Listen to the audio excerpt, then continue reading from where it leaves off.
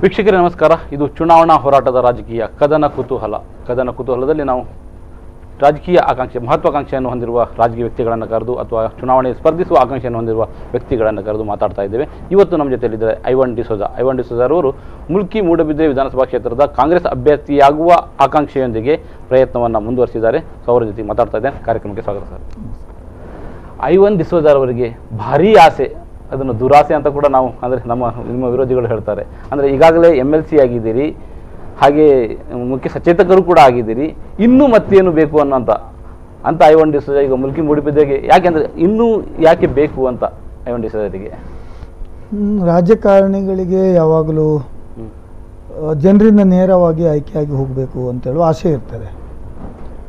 ನಾನು ವಿಧಾನ ಪರಿಷತ್ನ ಶಾಸಕನಾಗಬೇಕಾಗಿದ್ದರೆ 31 ವರ್ಷಗಳ ಕಾಲ ಸಮಯವನ್ನು ತೆಗೆದುಕೊಂಡಿದ್ದೇನೆ. ನಾನು ಬೆಳೆದದ್ದು ಒಬ್ಬ ಗ್ರಾಮ ಪಂಚಾಯತಿನ ಸದಸ್ಯನಾಗಿ, ಮಂಡಲ ಪಂಚಾಯತ್ ಸದಸ್ಯನಾಗಿ, ಸೊಸೈಟಿ ಡೈರೆಕ್ಟರ್ ಆಗಿ, ಅಧ್ಯಕ್ಷರಾಗಿ, ಅನೇಕ ಸಂಘ ಸಂಸ್ಥೆಗಳಲ್ಲಿ ಕೆಲಸ ಮಾಡಿ, ಅಸೆಂಬ್ಲಿ ಚುನಾವಣೆಗೆ ನಿಂತು ಸೋತು ವಿಧಾನಸಭೆಗೆ ಹೋಗಬೇಕು ಅಂತೇಳಿ ಒಂದು ಮಹತ್ ಆಕಾಂಕ್ಷೆಯನ್ನು ಇಟ್ಟುಕೊಂಡು ನಾನು ರಾಜಕಾರಣಕ್ಕೆ ಬಂದಿರ್ತಕ್ಕಂಥದ್ದು. ರಾಜಕೀಯವನ್ನು ನನ್ನ ಜೀವನದ ಒಂದು ಭಾಗ ಅಂತ ನಾನು ತಗೊಂಡಿದ್ದೇನೆ. ನಾನು ಎಂದೂ ರಾಜಕಾರಣ ವ್ಯಾಪಾರ ಅಂತ ತಗೊಳ್ಳಿಲ್ಲ, ಅಥವಾ ಅದು ಘನತೆ ಗೌರವಕ್ಕಾಗಿ ಅಂತ ತಗೊಳ್ಳಿಲ್ಲ. ವಿಧಾನ ಪರಿಷತ್ ಶಾಸಕನಾಗುವಂಥ ಅವಕಾಶ ಯಾಕೆ ಬಂತು ಅಂತ ಹೇಳುವುದು ತಮಗೆಲ್ಲರೂ ಗೊತ್ತಿದೆ. 2008ರಲ್ಲಿ ಮಂಗಳೂರು ದಕ್ಷಿಣ ವಿಧಾನಸಭಾ ಕ್ಷೇತ್ರದಲ್ಲಿ ನಾನು ಕಾಂಗ್ರೆಸ್ ಆಕಾಂಕ್ಷಿಯಾಗಿ ಇದ್ದೆ. ಟಿಕೆಟ್ ಸಿಕ್ಕಿತು, ಕಂಟೆಸ್ಟ್ ಮಾಡಿದೆ. ಇಡೀ ರಾಜ್ಯದಲ್ಲಿ BJP ಅಲೆ ಇತ್ತು. BJP 110 ಸೀಟುಗಳನ್ನು ತೆಗೆದುಕೊಂಡಿತ್ತು. ಯಡಿಯೂರಪ್ಪನವರು ರಾಜ್ಯದ ಮುಖ್ಯಮಂತ್ರಿಗಳಾದರು. ರಾಜ್ಯದ ಸುಮಾರು 23 ಮಂತ್ರಿಗಳು ಸೋತರು. ಆ ಸಂದರ್ಭದಲ್ಲಿ ನನಗೂ ಕ್ಷೇತ್ರದಲ್ಲಿ ವಿಂಗಡಣೆ ಆಯಿತು. ಇಲ್ಲಿ ಕೂಡ BJP ಅಲೆ ಇತ್ತು, ಗೆಲ್ಲಿಕ್ಕೆ ಸಾಧ್ಯ ಆಗಿಲ್ಲ. ತದನಂತರ 5 ವರ್ಷಗಳ ಕಾಲ ಸತತವಾಗಿ ನಾನು ಜನರ ಕೆಲಸ ಮಾಡಿ, ಜಿಲ್ಲೆಯಲ್ಲಿ ಅನೇಕ ಪ್ರತಿಭಟನೆಗಳನ್ನು ಸಂಘಟಿಸಿ BJPಯ ವಿರುದ್ಧ ಹೋರಾಟ ಮಾಡಿ, ಅವರ ನ್ಯೂನತೆಗಳು ಮತ್ತು ಅವರು ಮಾಡಿರ್ತಕ್ಕಂಥ ತಪ್ಪುಗಳನ್ನು ಎತ್ತಿ ಹಿಡಿದು ಜನತೆಯ ಜೊತೆಯಲ್ಲಿ ಕೆಲಸ ಮಾಡಿದೆ. ಟಿಕೆಟ್ ಸಿಗಬೇಕು ಅಂದಾಗ ಸಿಗ್ತದೆ ಅಂತೇಳಿ ಯಾವಾಗಲೂ ಸೋತವನಿಗೆ ಪುನಃ ಟಿಕೆಟ್ ಕೊಡುವಂಥದ್ದು ನಮ್ಮ ಪಕ್ಷದಲ್ಲಿ ಬಂದಿರತಕ್ಕಂಥ ರೂಢಿ. ಅದು ಎಲ್ಲವನ್ನ ಬದಿಗೊತ್ತಿ ನನಗೆ ಟಿಕೆಟನ್ನು ನಿರಾಕರಣೆ ಮಾಡಲಾಯಿತು. 2013ನಲ್ಲಿ ನನಗೆ ಟಿಕೆಟ್ ಸಿಕ್ಕಿದರೆ ದಕ್ಷಿಣ ಕನ್ನಡ ಜಿಲ್ಲೆಯಲ್ಲಿ 8ರಲ್ಲಿ 7 ಬಂತು. ನಾನು ಶಾಸಕನಾಗ್ತಿದ್ದೆ ಮತ್ತು ಆ ಕ್ಷೇತ್ರದ ಜನತೆಯ ಸೇವೆ ಮಾಡ್ತಾ ಇದ್ದೆ. ಹಾಗಾಗಿ ನಾನು ವಿಧಾನ ಪರಿಷತ್ತಿನ ಶಾಸಕನಾಗಿದ್ದು it is not by choice. ನಂದೇನು ನಾನು ವಿಧಾನ ಪರಿಷತ್ತಿಗೆ ಹೋಗಬೇಕು ಅಂತ ಎಂದೂ ಎಣಿಸಲಿಲ್ಲ. ನನಗೆ ಸರಿಯಾದ ಜಾಗ ಹೌದಾ ಅಲ್ವೋ ಅಂತ ನನ್ನಲ್ಲಿ ಹೋಗುವ ಮುಂಚೆ ನನಗೂ ಅದರಲ್ಲಿ ಸ್ವಲ್ಪ ಸಂಶಯಗಳಿತ್ತು. ಆದರೆ ಅವಕಾಶಗಳು ನನಗೆ ತಪ್ಪಿತ್ತು, ನನಗೆ ತೊಂದರೆ ಆಗಿದೆ ಅಂತ ನಮ್ಮ ರಾಜ್ಯದ ರಾಜಕಾರಣಿಗಳಿಗೆ, ಅದರಲ್ಲಿ ಪ್ರತ್ಯೇಕವಾಗಿ ರಾಜ್ಯದ ಮುಖ್ಯಮಂತ್ರಿಗಳಾಗಿರ್ತಕ್ಕಂಥ ಸಿದ್ದರಾಮಯ್ಯನವರಿಗೆ, ಪರಮೇಶ್ವರ್ ಅವರಿಗೆ, ಆಸ್ಕರ್ ಫರ್ನಾಂಡಿಸ್ ಅವರಿಗೆ ಕಂಡು ಅವರು ನನ್ನನ್ನು ಕರೆಸಿ ನಿಮಗೆ ವಿಧಾನ ಪರಿಷತ್ತಿಗೆ ಕಳಿಸ್ತಾ ಇದ್ದೇವೆ ಅಂತ ಕಳಿಸಿದರು. ಕೆಲಸ ಮಾಡಿದ್ದೇನೆ. ನನ್ನ ಜನರ ಪರವಾದ ಕೆಲಸ ಮಾಡಿದ್ದೇನೆ. ನನಗೆ ಬೇಕಾಗಿರೋದು ಜನರ ಒಟ್ಟಿಗೆ ಇದ್ದು ರಾಜಕಾರಣ ಮಾಡಬೇಕು ಅಂತ ಹೇಳುವಂಥದ್ದು. ಅದು ನನ್ನ ಇಂಟ್ರೆಸ್ಟಿಂಗ್ ಸಬ್ಜೆಕ್ಟು, ನನ್ನ ಬಯಕೆ ಕೂಡ. ಸೊ ಇವತ್ತು ಕೂಡ ನೀವು ಜನರ ಒಟ್ಟಿಗೆ ಇದ್ದೀರಿ, ಜನರ ಒಟ್ಟಿಗೆ ಇದ್ದು ಕೆಲಸ ಮಾಡ್ತಾ ಇದ್ದೀರಿ. ನೀವು ಕೆಲಸ ಅಂದರೆ ನಿಮ್ಮ ಕೆಲಸಗಳು ನಾವು ಮಾಧ್ಯಮಗಳಲ್ಲಿ ನೋಡ್ತಾ ಇದ್ದೀವಿ, ಸಾಕಷ್ಟು ಪ್ರಚಾರಗಳನ್ನ ಪಡೀತಾ ಇದ್ದೀರಿ. ಇನ್ನೂ ನಿಮಗೆ ಅವಕಾಶ ಮಾಡಲಿಕ್ಕೆ 2-2.5 ವರ್ಷ ಅವಕಾಶ ಇದೆ. ಸೊ ಹಾಗಿದ್ದಾಗ ಆ 2 ವರ್ಷವನ್ನು ವ್ಯಯ ಮಾಡಿ, ಪೋಲ್ ಮಾಡಿ ಯಾಕೆ ನೀವು ಶಾಸಕ ಸ್ಥಾನಕ್ಕೆ ಸ್ಪರ್ಧಿಸಬೇಕು ಅನ್ನುವಂಥ ಬರ್ತದೆ. ವಿಧಾನ ಪರಿಷತ್ತಿಗೆ ಹೋಗುವಂಥದ್ದು ಒಂದು ನಿರ್ದಿಷ್ಟ ಅವಧಿಗೆ ಚುನಾವಣೆಗೆ ಹೋಗುವಂಥದ್ದು. ಅದರಲ್ಲಿ ಹಿಂದೆ ಮುಂದೆ ಅಂತ ಇರುವುದಿಲ್ಲ. ವಿಧಾನ ಪರಿಷತ್ತು ಯಾವಾಗಲೂ ಡಿಸಾಲ್ವ್ ಆಗೋದಿಲ್ಲ. ಆದರೆ ವಿಧಾನಸಭೆ ಚುನಾವಣೆಗಳು 5 ವರ್ಷಕ್ಕೊಮ್ಮೆ ನಡೆಯುವಂಥದ್ದು. ಮತ್ತು ನಾನು ಈ ಸಲ ಚುನಾವಣೆ ಟಿಕೆಟ್ ಕೊಡಿ ಅಂತ ಕೇಳೋದಕ್ಕೆ ಇನ್ನೊಂದು ಅರ್ಥ ಇದೆ.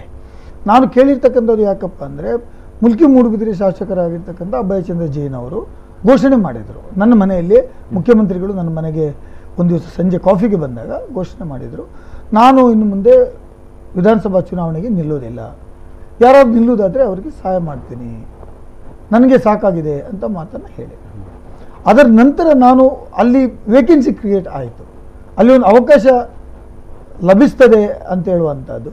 ಮತ್ತು ಪ್ರಸ್ತುತ ಇರುವ ಶಾಸಕರು ನಿಲ್ಲುವುದಿಲ್ಲ ಅಂದ ಕಾರಣಕ್ಕಾಗಿ ಒಂದು ವೇಕೆನ್ಸಿ ಕ್ರಿಯೇಟ್ ಆಯ್ತಲ್ಲ, ಅದಕ್ಕೆ ನಾನು ಭಾವಿಸಿದೆ ನನಗೆ ಅಸೆಂಬ್ಲಿ ಹೋಗಬೇಕು ಅಂತ ಅವಕಾಶ ಇದೆ, ಅವಕಾಶ ಕೊಡಿ ಅಂತ ನಾನು ಕೇಳಲಿಕ್ಕೆ ಪ್ರಾರಂಭ ಮಾಡಿದೆ. ಸೊ ಇಲ್ಲಿ ನೀವು ಅಭಯ್ ಚಂದ್ರ ಮಾತುಗಳನ್ನು ಆಡಿದಿರಿ ಅಥವಾ ಹೆಸರನ್ನು ಪ್ರಸ್ತಾಪ ಮಾಡಿದಿರಿ. ಅವರ ಹೆಸರು ಪ್ರಸ್ತಾಪ ಮಾಡುವಾಗ ಅವರು ನಾನು ಸ್ಪರ್ಧೆಗೆ ನಿಲ್ಲುವುದಿಲ್ಲ ಅಂತ, ಸ್ಪರ್ಧೆ ಇರುವುದಿಲ್ಲ ಅಂತ ಹೇಳುವಾಗ ಅದರ ಹಿಂದೆ ಇರುವುದು ಮಿಥುನ್ ರೈಯನ್ನು ಅವಕಾಶ ಮಾಡಿಕೊಡಿ ಅಂತ. ಅಂದರೆ ಮಿಥುನ್ ರೈ ಯುವಕರಿಗೆ ಅವರು ಅದನ್ನು ಕೂಡ ಸ್ಪಷ್ಟವಾಗಿ ಹೇಳಿದ್ದಾರೆ, ನಾನು ಯುವಕರಿಗೆ ಅವಕಾಶ ಮಾಡಿಕೊಡುವ ದೃಷ್ಟಿಯಿಂದ ನಾನು ಚುನಾವಣೆಯಿಂದ ಹಿಂದೆ ಸರಿತಾ ಇದ್ದೇನೆ ಅಂತ. ಸೊ ಆದ್ದರಿಂದ ಯುವ ವ್ಯಕ್ತಿಯೊಬ್ಬ ಬರ್ತಾ ಇದ್ದಾನೆ ಮತ್ತು ಪಕ್ಷದ ಸಂಘಟನೆಯಲ್ಲಿ ಕೂಡ ಮಿಥುನ್ ರೈಯಲ್ಲಿ ತೊಡಗಿಕೊಂಡಿದ್ದಾರೆ.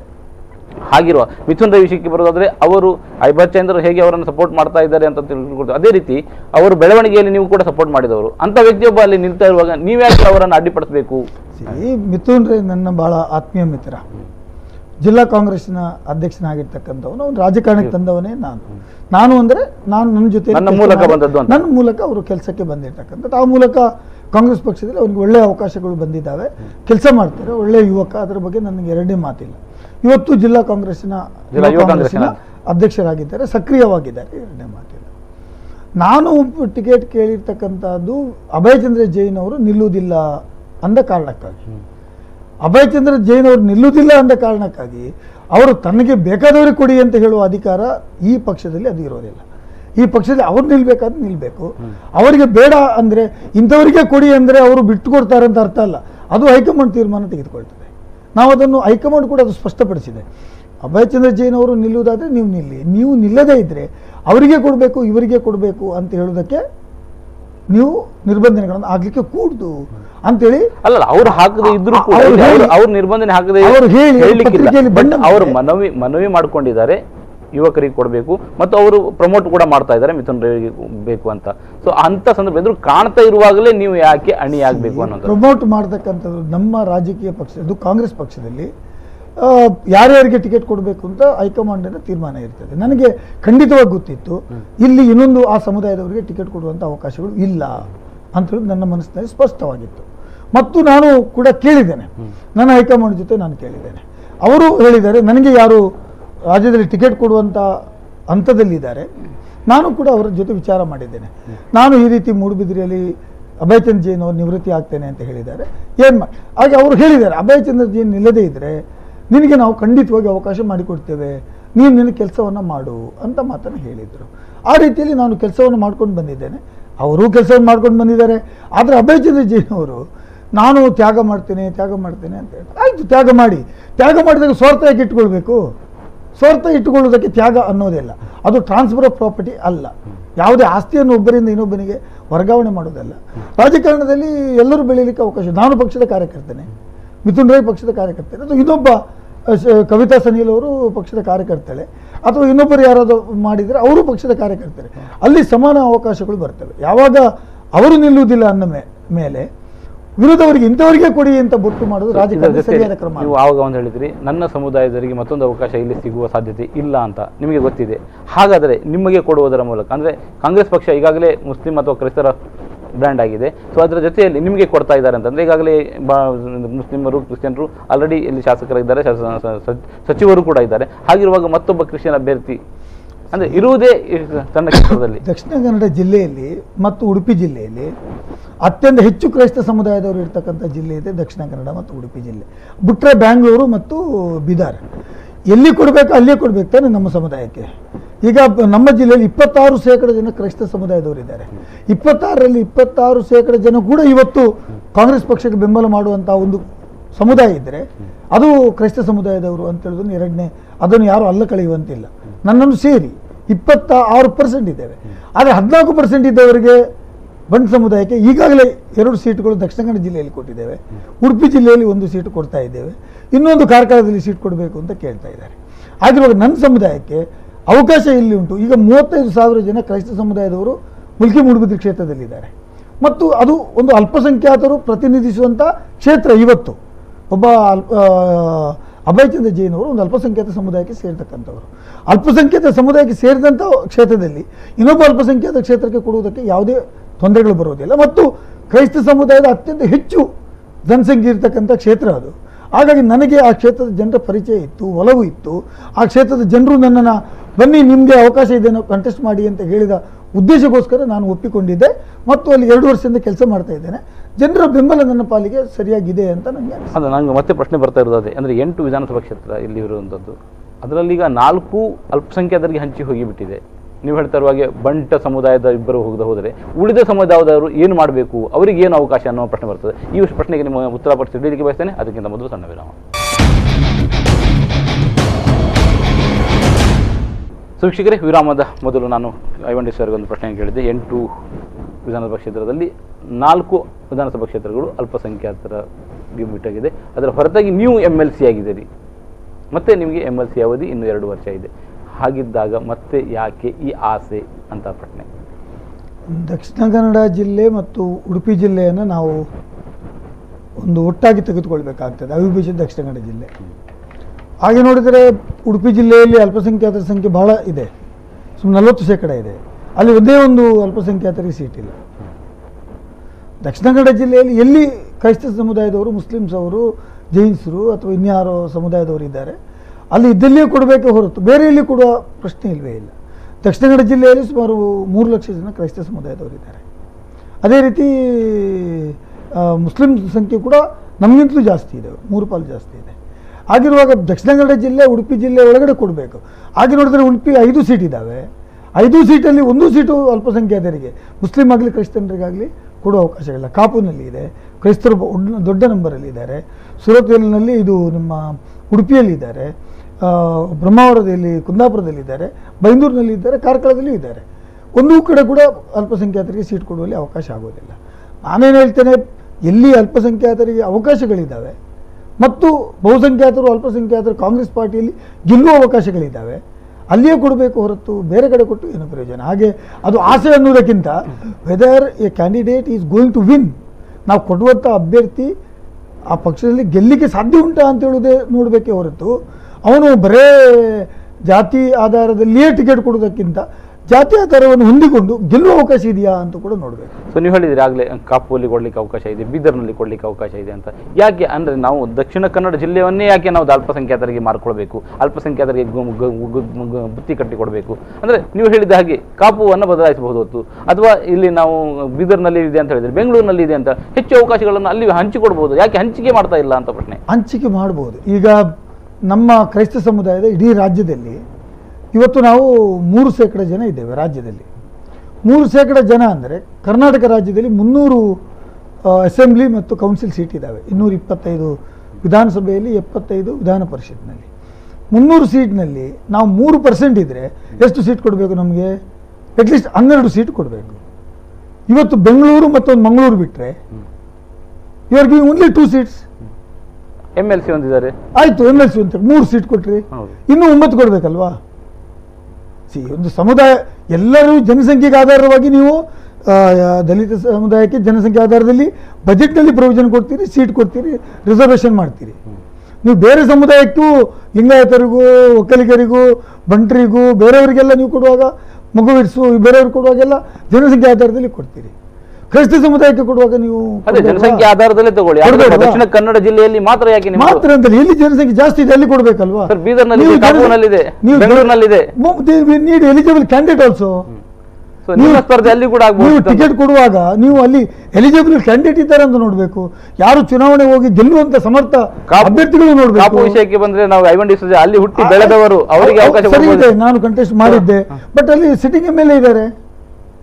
ಸರಿಯೋ ತಪ್ಪು ವಿನಾಯಕ್ ಕುಮಾರ್ ಸೊರಕೆ ಅವ್ರಿಗೆ ಕೊಟ್ಟಾಯಿತು, ಅವರು ಗೆದ್ದಾಯಿತು, ಅವರನ್ನು ಡಿಸ್ಟರ್ಬ್ ಮಾಡಬೇಕಾಗತ್ತೆ. ನಾನು ಮಾಡ್ಲಿಕ್ಕೆ ಬರೋದಿಲ್ಲ. ಇವತ್ತು ನಾನು ಮುಲ್ಕಿ ಮುಡುಬದ್ರಿ ಯಾಕೆ ಕೇಳಿದೆ? ಅವ್ರು ಬಿಟ್ಟು ಕೊಡ್ತೇನೆ ಹೇಳಿದಕ್ಕೆ ನಾನು ಕೇಳಿದ್ದು. ಅದರ್ವೈಸ್ ನಾನು ಕೇಳುವ ಪ್ರಶ್ನೆ ಇಲ್ಲ. ನಾನು ಮಂಗಳೂರು ದಕ್ಷಿಣದಲ್ಲಿ ಕೇಳ್ತಾ ಇದ್ದೆ ಅಲ್ವಾ? ನಾನು ದಕ್ಷಿಣದಲ್ಲಿ 2008ಕ್ಕೆ ಕಂಟೆಸ್ಟ್ ಮಾಡಿದ್ದೆ. ಏನಾದರೂ ಕ್ಲೈಮ್ ಇದ್ದರೆ ನಾನು ಮಂಗಳೂರು ದಕ್ಷಿಣದಲ್ಲಿ ಮಾಡ್ತಾ ಇದ್ದೆ ಹೊರತು ನಾನು ಮುಲ್ಕಿ ಮುಡುಬದ್ರಿ ಮಾಡ್ತಿರ್ಲಿಲ್ಲ. ಮಾಡಿದಂಥ ಉದ್ದೇಶ ನಾನು ಕಂಟೆಸ್ಟ್ ಮಾಡೋದಿಲ್ಲ, ನಾನು ಬಿಟ್ಟು ಕೊಡ್ತೇನೆ, ಯಾರಾದರೂ ಬಂದು ಹೊಸ ಮುಖಗಳು ನಿಲ್ಲಿ ಅಂತ ಹೇಳಿ. ಈಗ ನಾನು ಇಲ್ಲ, ಅದು ಐವನ್ನಿಗೆ ನೀವು ಕೊಡುವುದಾದರೆ ನಾನು ನಿಲ್ತೇನೆ ಅಂತ ಹೇಳಿದರೆ ಇವರು ಶೋಯಿಂಗ್ ಇವರ್ ಏನು ಸ್ವಾರ್ಥ ತೋರಿಸಿದಾಗ ಆಗೋದಿಲ್ವಾ? ಅದೆಷ್ಟು ಸರಿ ಅಂತೇಳಿ ಪ್ರಶ್ನೆ. ಓಕೆ, ನೀವು ನಾನು ವಿಷಯ ಬಂದರೆ ಈಗ ಮುಳುಕಿ ಮುಳುಬಿದ್ರ ವಿಷಯಕ್ಕೆ ಬರೋದಾದರೆ ಅಭಯ್ ಚಂದ್ರರು ಮತ್ತೆ ಸ್ಪರ್ಧಿಸುವ ವಿಷಯ ಮತ್ತೇನು ಮಾತಾಡೋಣ. ಅಲ್ಲಿ ಈಗಾಗಲೇ MLC ಆಗಿರೋದು ಸಹಿತ ಅಂದರೆ JDSನಿಂದ ಬಂದ ಐವನ್ ಡಿಸೋಜಾ ಮತ್ತು ಸಿದ್ದರಾಮಯ್ಯ ಮುಖ್ಯಮಂತ್ರಿ ಸಿದ್ದರಾಮಯ್ಯ ಆತ್ಮೀಯತೆಯ ಕಾರಣದಿಂದಾಗಿ ನೀವು MLC ಆದ್ರಿ. ಈಗ ಅದೇ ಆತ್ಮೀಯತೆಯನ್ನು ಬಳಸಿಕೊಂಡು ಟಿಕೆಟ್ ಕೂಡ ಪಡ್ಕೊಂಡು ಬರ್ತೀರಿ ಅಂತ. ಈ ಅಸೆಂಬ್ಲಿ ಟಿಕೆಟ್ ಕೊಡುವಂಥದ್ದು ಪಕ್ಷದ ಹೈಕಮಾಂಡ್ಗೆ ಬಿಟ್ಟಿರ್ತಕ್ಕಂಥ ಆತ್ಮೀಯತೆಗಿಂತಲೂ ಜಾಸ್ತಿಯಾಗಿ ವೆದರ್ ಐ ಆಮ್ ಎಲಿಜಿಬಲ್ ಅಂತ ನಾನು ಅದಕ್ಕೆ ಸಮರ್ಥನಿದ್ದೇನಾ ಅಂತ ಹೇಳೋದು ಪ್ರಶ್ನೆ ಇದೆ. ನಾನು ಸಮರ್ಥನಿದ್ದರೆ ನನಗೆ ಕೊಡ್ತಾರೆ, ಸಮರ್ಥನ ಇಲ್ಲದಿದ್ದರೆ ಪಕ್ಷವನ್ನು ಸಂಘಟಿಸ್ತಿಲ್ಲ, ಪಕ್ಷವನ್ನು ಮುನ್ನಡೆಸುವುದಿಲ್ಲ, ಕೊಟ್ಟ ಜವಾಬ್ದಾರಿಯನ್ನು ಸರಿಯಾಗಿ ಮಾಡೋದಿಲ್ಲ, ಅಥವಾ ಕೊಟ್ಟ ಜವಾಬ್ದಾರಿ ಬಳಸಿಕೊಂಡು ಸ್ವಂತಕ್ಕಾಗಿ ಬಳಸಿಕೊಡ್ತಾನೆ, ಅಂಥದ್ದು ಸಮಸ್ಯೆಗಳಿದ್ದರೆ ಸರಿ ಇದೆ. ಆದರೆ ನನಗೆ ರಾಜಕೀಯವಾಗಿ ನಾನು ಭಾಳ ದೊಡ್ಡ ಅನುಭವವನ್ನು ಪಡೆದುಕೊಂಡಿದ್ದೇನೆ, ಗ್ರಾಸ್ ರೂಟ್ ಲೆವೆಲಿಂದ ತಗೊಂಡು ಬಂದಿದ್ದೇನೆ. ಆತ್ಮೀಯತೆಗೋಸ್ಕರನೇ ನನಗೆ ಕೊಡಬೇಕಾಗಿದ್ದರೆ ಸಿದ್ದರಾಮಯ್ಯನಿಗೆ ಭಾಳಷ್ಟು ಜನ ಆತ್ಮೀಯರಿದ್ದಾರೆ, ಅವ್ರಿಗೆ ಕೊಡ್ಬೋದಿತ್ತು. ಆತ್ಮೀಯತೆ ಜೊತೆಗೆ ನನ್ನ ಕಾಂಗ್ರೆಸ್ ಪಾರ್ಟಿಯಲ್ಲಿ ನಾನು ನನ್ನನ್ನು ತೊಡಗಿಸಿಕೊಂಡಂಥ ರೀತಿ ಮತ್ತು ನನಗೆ ಆದಂಥ ತೊಂದರೆಯನ್ನು ಕೂಡ ಪರಿಗಣಿಸಿ ಅವರು ನನಗೊಂದು ಅವಕಾಶ ಕೊಟ್ಟಿದ್ದಾರೆ. ಕೊಟ್ಟ ಅವಕಾಶವನ್ನು ಸದ್ಬಳಕೆ ಮಾಡಿ ಜನರ ಸೇವೆಯನ್ನು ಮಾಡಿದ್ದೇನೆ. ನಿಮ್ಮ ಕಾರ್ಯಕ್ಷೇತ್ರ ಮಂಗಳೂರು ದಕ್ಷಿಣ ವಿಧಾನಸಭಾ ಕ್ಷೇತ್ರ. ಸೊ ಅಲ್ಲಿ ಈಗಾಗಲೇ MLA ಇದ್ದಾರೆ ಅಂದರೂ ಕೂಡ ಹಲವು ಸಾರಿ MLAಗಳನ್ನು ಬದಲಿಸಿದ ಉದಾಹರಣೆಗಳಿದ್ದಾವೆ. ಹಾಗಿರುವಾಗ ನೀವು ಅದನ್ನು ಪಡೀಲಿಕ್ಕೆ ನಿಮಗೆ ಸಾಮರ್ಥ್ಯ ತೋರಿಸಲಿಕ್ಕೆ ಸಾಧ್ಯ ಆಗಲಿಲ್ಲ, ಯಾಕೆ ಸಾಧ್ಯ ಆಗುವುದಿಲ್ಲ? ನಾನು ಯಾರಿಗೂ ತೊಂದರೆ ಕೊಡಬೇಕು ಅಂತ ಉದ್ದೇಶ ನನ್ನಲ್ಲಿ ಇಲ್ಲವೇ ಇಲ್ಲ. ನಾನು MLC ಆಗಿದ್ದಂಥ ಸಂದರ್ಭದಲ್ಲಿ ನನಗೆ ಒಂದು ವೇಳೆ ಅಭಯಚಂದ್ರ ಜೈನ್ ಅವರು ನಾನು ಅಲ್ಲಿ ನಿಲ್ಲುವುದಿಲ್ಲ ಅಂತ ಹೇಳದೇ ಇರ್ತಿದ್ರೆ ಬಹುಶಃ ನಾನು ಈ ವರ್ಷ ಟಿಕೆಟ್ ಕೊಳ್ಳುವಂಥ ಅವಕಾಶಗಳು ನನಗೆ ಇರಲಿಲ್ಲ ಅಂತ ನನ್ನ ಮನಸ್ಸಿನಲ್ಲಿ ಸ್ಪಷ್ಟ ಇದೆ. ಒಂದು ವೇಳೆ ಅಭಯಚಂದ್ರ ಜೈನ್ ಅವರು ನಾನು ನಿಲ್ಲುವುದಿಲ್ಲ ಅಂತ ಹೇಳುವುದನ್ನು ಹೇಳದೇ ಇರ್ತಿದ್ರೆ ನನಗೆ ಅವಕಾಶ ಇಲ್ಲ ಅಂತ ಹೇಳುವುದನ್ನು ನಾನು 2ನೇ ಬಾರಿ ಈಗ ಹೇಳಲಿಕ್ಕೆ ಬಯಸ್ತೇನೆ. ಯಾಕಂದರೆ ಅವಕಾಶಗಳು ಇರದೇ ಇದ್ದಾಗ, ಎಲ್ಲ ಸಿಟ್ಟಿಂಗ್ MLAಸ್ಗಳು ಇದ್ದಾಗ, ನಮ್ಮ ಕಾಂಗ್ರೆಸ್ ಪಕ್ಷದಲ್ಲಿ ಹೇಗೆ ಅಂದರೆ ಒಮ್ಮೆ ಸಿಟ್ಟಿಂಗ್ MLA ಒಮ್ಮೆ ಗೆದ್ದು ಬಂದರೆ ಅವನು 2 ಅವಕಾಶಗಳು ಕೊಟ್ಟೇ ಕೊಡ್ತಾರೆ. ಹಾಗಾಗಿ 2ನೇ ಅವಕಾಶ ಗೆದ್ದಂಥ MLAಗೆ ಪುನಃ ಒಮ್ಮೆ ಕೊಟ್ಟೇ ಕೊಡ್ತಾರೆ. ಅನ್ಲೆಸ್ ಅವರು ಬೇಡ ಅಂತ ಹೇಳದಿದ್ದರೆ ಅಥವಾ ವಯಸ್ಸು ಬೇರೆ ಬೇರೆ ಕಾರಣಗಳಿದ್ದರೆ ಬಿಟ್ಟರೆ ಕೊಡುವಂಥ ಸಾಮಾನ್ಯ ಪದ್ಧತಿ ಇದೆ. ಮತ್ತು ನನಗೂ ಕೂಡ ಸಾಮಾನ್ಯ ಪರಿಜ್ಞಾನ ಇದೆ. ನಾನೊಬ್ಬ MLC ಆಗಿ ಶಾಸಕನಾಗಿ ನನಗೆ ಕಾಂಗ್ರೆಸ್ ಪಕ್ಷದ ನಡವಳಿಕೆ ಗೊತ್ತಿದ್ದು ನಾನು ಮತ್ತೆ ಕೇಳುವಂಥದ್ದಕ್ಕೆ ಯಾವುದೇ ಅರ್ಥ ಇಲ್ಲ ಅಂತ ಹೇಳುವ ರೀತಿಯಲ್ಲಿ ನಾನು ಕೇಳಲಿಲ್ಲ. ಮುಲ್ಕಿ ಮುಳುಗಿದ್ರೆ ಅವರು ನಿಲ್ಲುವುದಿಲ್ಲ ಹೇಳಿದರೆ ಕೇಳಿದ್ದೇನೆ, ಹೈಕಮಾಂಡ್ ಕೊಡ್ತದೆ ಅಂತ ಭರವಸೆ ಇದೆ. ಸೊ ಇಬ್ಬರ ಜಗಳ ಮೂರನೇವನಿಗೆ ಲಾಭ. ಹಾಗೆ ನೀವು ಅಂದರೆ ಬಹಳಷ್ಟು ಜನ, ಈಗ ಮಿಥುನ್ ರೈ ಇದ್ದೀರಿ, ನೀವಿದ್ದೀರಿ, ಮತ್ತೊಂದಿಷ್ಟು ಜನ ಪಟ್ಟಿಯಲ್ಲಿ ದೊಡ್ಡ ಲೀಸ್ಟ್ ಬೆಳಿತಾನೆ ಹೋಗ್ತಾ ಇದೆ. ಯಾಕಂದರೆ ಅಲ್ಲಿ ಖಾಲಿ ಇದೆ. ನೀವು ಹೇಳಿದಾಗೆ ವೇಕೆನ್ಸಿ ಇರುವಾಗ ಅದರಲ್ಲಿ ನುಗ್ಗುವವರು ಬಹಳ ಸಂಖ್ಯೆ ದೊಡ್ಡದಾಗಿರ್ತದೆ. ಹಾಗಿರುವಾಗ ಈಗ ಅಭಯಚಂದ್ರ ಜೈನರು ಹೇಳ್ತಾ ಇದ್ದಾರೆ ನಾನು ಅಂದರೆ ಮತ್ತೆ ನಾನು ಅನ್ನುವಂಥದ್ದು. ಅಂದರೆ ನಿಮಗೆಲ್ಲ ಅವಕಾಶ ಕೊಡೋದಾದರೆ ನಾನು ಮತ್ತೆ ಬಿಟ್ಟು ಕೊಡೋದಿಲ್ಲ, ನಾನು ಸ್ಪರ್ಧಿಸ್ತೇನೆ. ಹಾಗಾದರೆ ಅವರು ಸಿಟ್ಟಿಂಗ್ MLA ಮತ್ತೆ ಅವರು ಅವಕಾಶ ಪಡಿಬಹುದು ಅಂತ ಅವರು ಈಗ ನಾನು ಅಂತ ಆ ಶಬ್ದ ಬಳಕೆ ಮಾಡಿದರೆ ನಾನು ನಿಲ್ಲುವುದಿಲ್ಲ ಅಂತ ಯಾಕೆ ಹೇಳಿದ್ದು ಅಂತೇಳಿ ಕೂಡ ಜನರಿಗೆ ಹೇಳಬೇಕಾಗತ್ತೆ. ಅವರು ಈಗ ಪ್ರಶ್ನೆ ಇರೋದು ನಿಲ್ಲುವುದಿಲ್ಲ ಅಂತ ಯಾವ ಸಂದರ್ಭದಲ್ಲಿ ಹೇಳಿದರು, ಯಾಕಾಗಿ ಹೇಳಿದರು ಅಂತ ನನಗೆ ಗೊತ್ತಿದೆ, ಅದನ್ನು ನಾನು ಹೇಳೋದಿಲ್ಲ, ಅವರ ಬಾಯಿಂದಲೂ ಹೇಳ ಬಯಸ್ತೇನೆ. ಅವರು ಮಂತ್ರಿ ಆಗಿದ್ದರು, 3 ವರ್ಷಗಳ ಕಾಲ ಮಂತ್ರಿ ಆಗಿದ್ದರು. ಆ ಸಂದರ್ಭದಲ್ಲಿ ತಾಲೂಕ್ ಪಂಚಾಯತು, ಜಿಲ್ಲಾ ಪಂಚಾಯತು, ಗ್ರಾಮ ಪಂಚಾಯತು ಚುನಾವಣೆಗಳು ನಡೆಯಿತು. ಅದರ ಪರಿಣಾಮಗಳು ಏನಾಗಿದ್ದಾವೆ ಅಂತ ಹೇಳೋದು ಕೂಡ ಮುಖ್ಯ ಇರ್ತದೆ. ಹಾಗಾಗಿ ನಾನು ಅನ್ನಿಸ್ತೇನೆ ಅವರು ನಾನು ಈಗ ನಿಲ್ತೇನೆ ಅಂತ ಹೇಳುವುದಕ್ಕೂ ಅಂದು ನಾನು ನಿಲ್ಲುವುದಿಲ್ಲ ಅಂತ ಹೇಳಿದ್ದಕ್ಕೂ ಕಾರಣವನ್ನು ಅವರೇ ಕೊಡಬೇಕು, ಅದು ಅವರ ಬಾಯಿಂದಲೇ ಬರಬೇಕು. ನಾನು ಹೇಳಿದರೆ ಅದು ಅವರು ನೇರವಾಗಿ ಹೇಳ್ತಿದ್ದಾರೆ. ಈಗ ನಾನು ಅಂದ್ರೆ ಅದು ಸರಿಯಾದ ಕ್ರಮ ಅಲ್ಲ ಅಂತ ನಾನು ಭಾವಿಸ್ತೇನೆ. ಅಂದ್ರೆ ಅವರು ಐವನ್ ಡಿಸೋಜಾ ಅಥವಾ ಇನ್ಯಾರಿಗೂ ಮಿಥುನ್ ಅಲ್ಲದ ಬೇರೆ ಯಾವ ವ್ಯಕ್ತಿಗೂ ಕೊಟ್ಟರು ನಾನು ನನ್ನ ಹಕ್ಕನ್ನು ಸ್ಥಾಪಿಸ್ತೇನೆ ಅಂತ ಹೇಳ್ತಾ ಇದ್ದಾರೆ. ಅದು ಅವರಿಗೋಸ್ಕರ ಕೊಡಿ ಅಂತ ಹೇಳುವುದಾಗಿದ್ರೆ ಅದು ಅವರ ಸ್ವಂತದ್ದಾದ್ರೆ ಹೇಳ್ಬೋದು. ಪಕ್ಷಕ್ಕಾಗಿ ಆ ರೀತಿ ಹೇಳಲಿಕ್ಕೆ ಪಕ್ಷದಲ್ಲಿ ಅವಕಾಶಗಳು ಇಲ್ಲ ಅಂತ ನಾನು ಹೇಳುವುದಲ್ಲ. ನಮ್ಮ ಪಕ್ಷದ ಇನ್ಚಾರ್ಜ್ ಸೆಕ್ರೆಟರಿ ಆಗಿರ್ತಕ್ಕಂಥ ವೇಣುಗೋಪಾಲ್ ಅವರು ಈ ಮಾತು ಅವರು ಮುಂದೆ ಒಮ್ಮೆ ಹೇಳಿದಾಗ ಸ್ಪಷ್ಟವಾದ ಮಾತುಗಳಲ್ಲಿ ಹೇಳಿದ್ದಾರೆ. ನೀವು ನಿಲ್ತೀರಿ ಇಲ್ಲ ಅದನ್ನು ಹೇಳಿ, ಇನ್ನೊಬ್ಬರಿಗೆ ಕೊಡಬೇಕು ಅಂತ ಹೇಳೋದು ಪಕ್ಷದ ತೀರ್ಮಾನವೇ ಹೊರತು ಅದು ನಿಮ್ಮ ತೀರ್ಮಾನ ಅಲ್ಲ. It is the duty of the party to decide whom to be given. If you are contesting, you tell us. If you are not contesting, leave it to the party ಅಂತ ಹೇಳಿದರೆ ಅದು ಪಾರ್ಟಿ ತೀರ್ಮಾನ ಮಾಡುತ್ತೆ.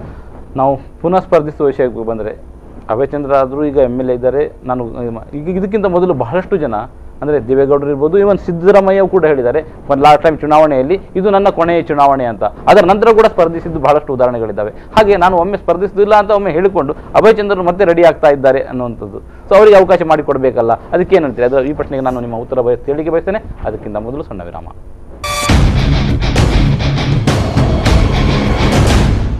ವೀಕ್ಷಕರೇ, ವಿರಾಮದ ಬಳಿಕ ಕದನ ಕುತೂಹಲದಲ್ಲಿ ನಾವು ಐವನ್ ಡಿ ಸುಜಾರ್ಗೆ ಮಾತಾಡ್ತಿದ್ದೆ. ಐವನ್ ಡಿ ಸುಜಾರ್ ಅವರು ಮುಲ್ಕಿ ಮೂಡಬಿದ್ರೆ ಕ್ಷೇತ್ರದ ಕಾಂಗ್ರೆಸ್ ಟಿಕೆಟ್ ಆಕಾಂಕ್ಷಿಯಾಗಿ ಕೆಲಸವನ್ನು ಮಾಡ್ತಾ ಇದ್ದಾರೆ ಮತ್ತು ಅಲ್ಲಿ ಪಕ್ಷ ಸಂಘಟನೆ ಕೂಡ ಮಾಡ್ತಾ ಇದ್ದಾರೆ. ನಾನು ಹೇಳ್ತಾ ಇದ್ದೆ ಅಂದರೆ ಟಿಕೆಟ್ ಮತ್ತೆ ಆಕಾಂಕ್ಷಿಯಾಗಿದ್ದಾರೆ ಅಂತ.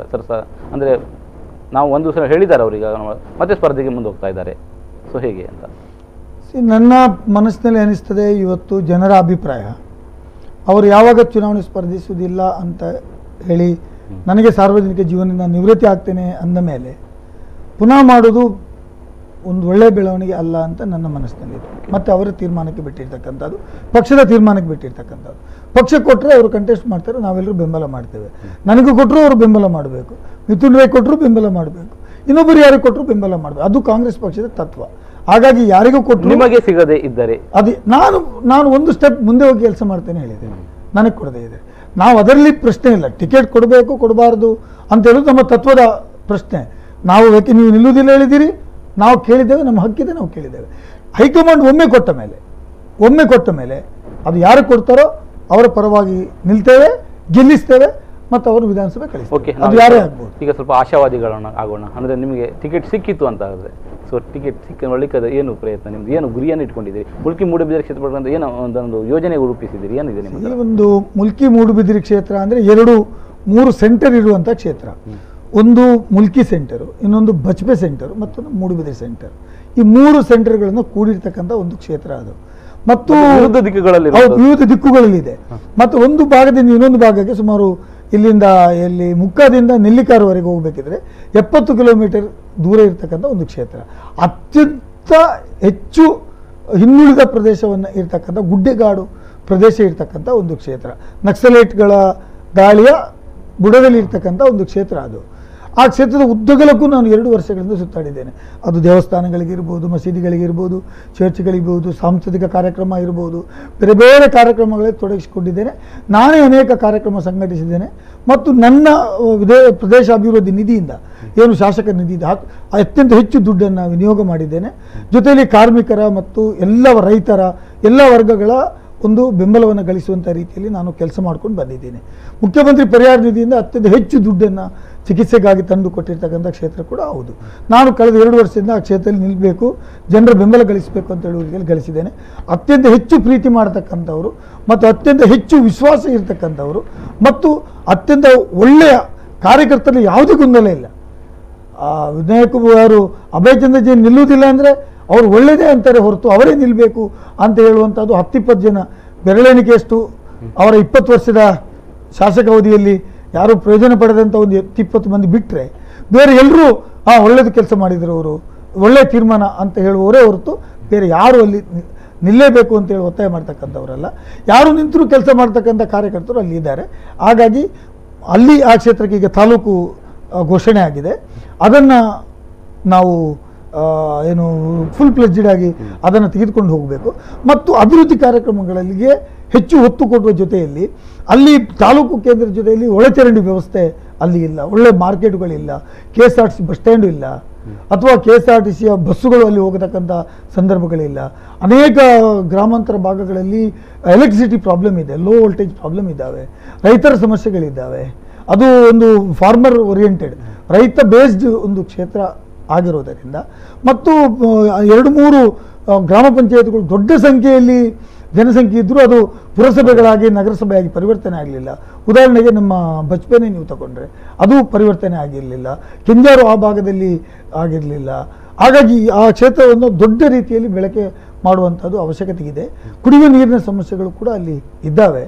ಹಾಗಾಗಿ ಆ ಕ್ಷೇತ್ರ ಮತ್ತು ಸರ್ಕಾರಿ ಕಾಲೇಜುಗಳಿಲ್ಲ, ಒಂದೇ ಒಂದು ಸರ್ಕಾರಿ ಕಾಲೇಜ್ ಇಲ್ಲ, ಪಾಲಿಟೆಕ್ನಿಕ್ ಇಲ್ಲ ಸರ್ಕಾರದ್ದು, ಅಥವಾ ITI ಸರ್ಕಾರದುಗಳಿಲ್ಲ. ಯಾವುದು ಇಲ್ಲದ ಒಂದು ಕ್ಷೇತ್ರ ಇದೆ ಅದು ಮುಲ್ಕಿ ಮೂಡುಬಿದಿರೆ ಕ್ಷೇತ್ರ ಇದೆ.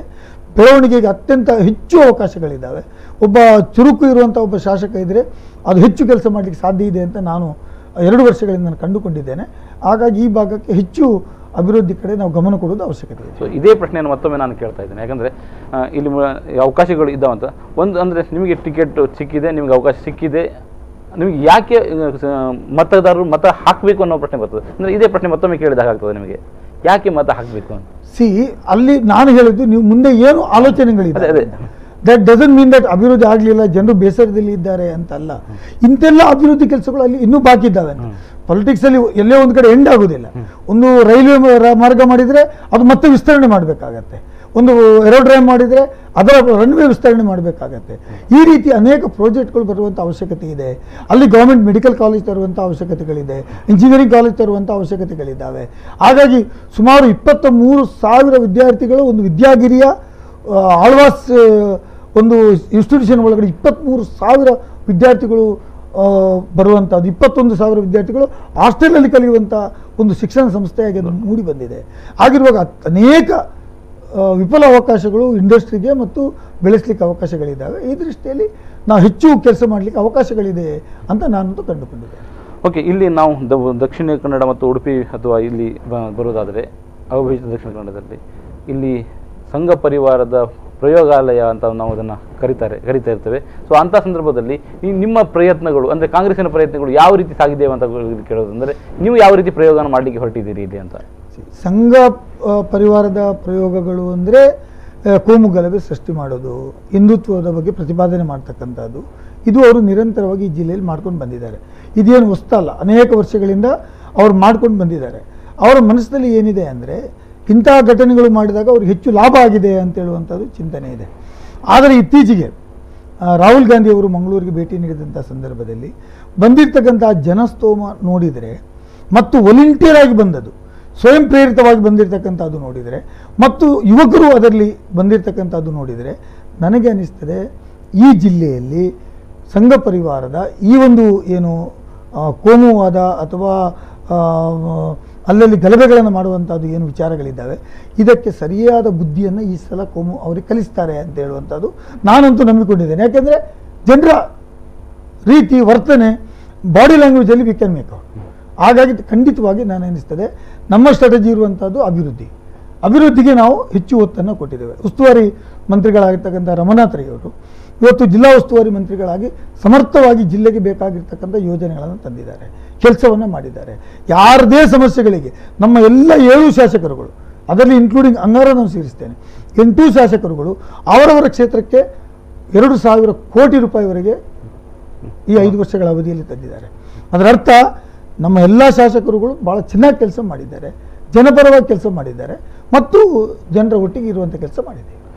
ಓಕೆ, ಹಾಗಾದರೆ ನಾವು ಕೇಳ್ತಿರೋದು ಕಳೆದ ವಿಧಾನಸಭೆ ಚುನಾವಣೆಯಲ್ಲಿ ಆಡಳಿತ ವಿರೋಧಿ ಅಲೆ ಇಂತ ಇತ್ತು, ಅದರಿಂದಾಗಿ ಇಲ್ಲಿ ಬಹಳ ದೊಡ್ಡ ಪ್ರಮಾಣದಲ್ಲಿ ಶಾಸಕರು ಅಥವಾ ಕಾಂಗ್ರೆಸ್ ಬರಲಿಕ್ಕೆ ಸಾಧ್ಯ ಆಯಿತು. ಸೊ ಸಹಜವಾಗಿಯೇ ಆಡಳಿತ ವಿರೋಧಿ ಅಲೆ ಈಗಲೂ ಕೂಡ ಇರಬಹುದಾ ಅನ್ನೋ ಪ್ರಶ್ನೆ ಬರ್ತದೆ. ಸೊ ಅಂಥ ಒಂದು ಇದನ್ನು ಹೇಗೆ ಎದುರಿಸ್ತೀರಾ ಅನ್ನೋ ಪ್ರಶ್ನೆ. ಅದಕ್ಕಿಂತ ಮೊದಲು ಸಣ್ಣ ವಿರಾಮ.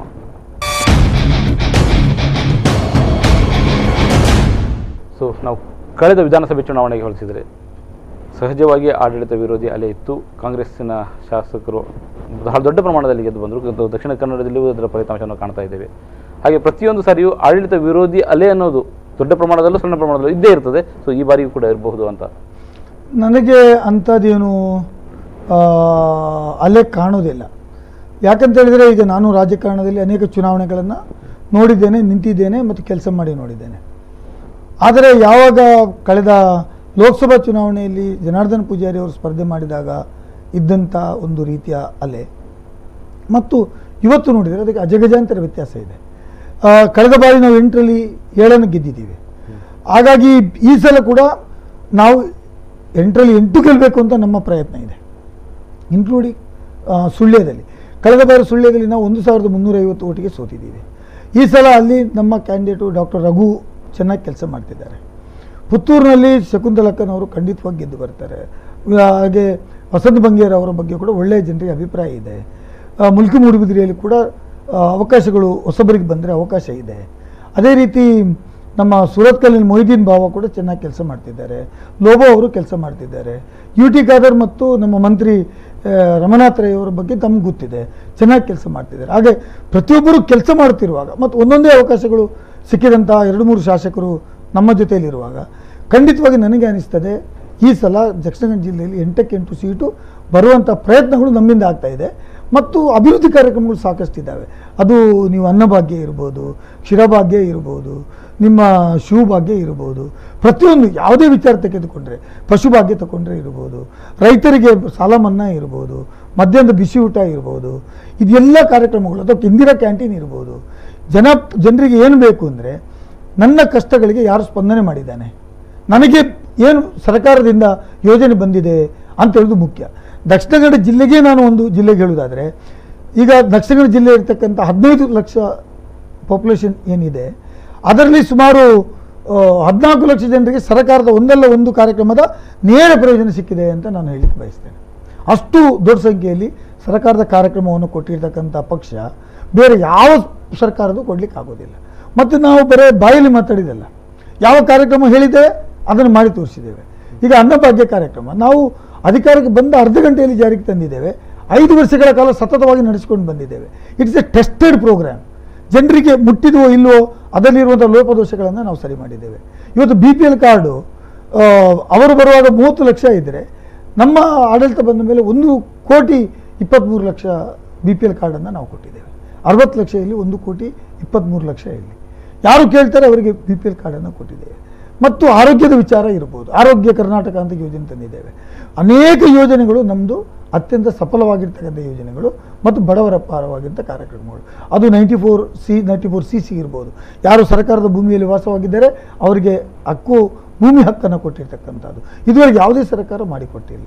ಅದೇ ರೀತಿ ಜನಪರವಾಗಿರ್ತಕ್ಕಂಥ ಯೋಜನೆಗಳು ನೀವು ತಗೊಳ್ಳಿ. ರಸ್ತೆಗಳು, ಮಂಗಳೂರಿನಲ್ಲಿ ಹೇಗೆ ರಸ್ತೆಗಳ ಪರಿಸ್ಥಿತಿ ಹೇಗಿದೆ ಅಂತ, ಪ್ರತಿಯೊಂದು ಗಲ್ಲಿಗಳಲ್ಲಿ ಇವತ್ತು ಕಾಂಕ್ರೀಟೀಕರಣ ರಸ್ತೆಗಳನ್ನು ಮಾಡಿರ್ತಕ್ಕಂಥದ್ದು, ವಿದ್ಯುತ್ ಸೌಲಭ್ಯವನ್ನು ಒದಗಿಸ್ತಕ್ಕಂಥ, ವಿದ್ಯುತ್ ಇವತ್ತು ತೆಗೆದುಕೊಂಡ್ರೆ 24 ಗಂಟೆ ಅನ್ಡಿಸ್ಟರ್ಬ್ಡ್ ಪವರನ್ನು ಕೊಟ್ಟಿರಲಿಕ್ಕೆ ನಾವು ಪ್ರಯತ್ನ ಮಾಡಿರ್ತಕ್ಕಂಥದ್ದು, ರೈತರ ರೈತರ 50,000ವರೆಗಿನ ಸಾಲ ಮನ್ನಾವನ್ನು ಮಾಡಿರ್ತಕ್ಕಂಥದ್ದು.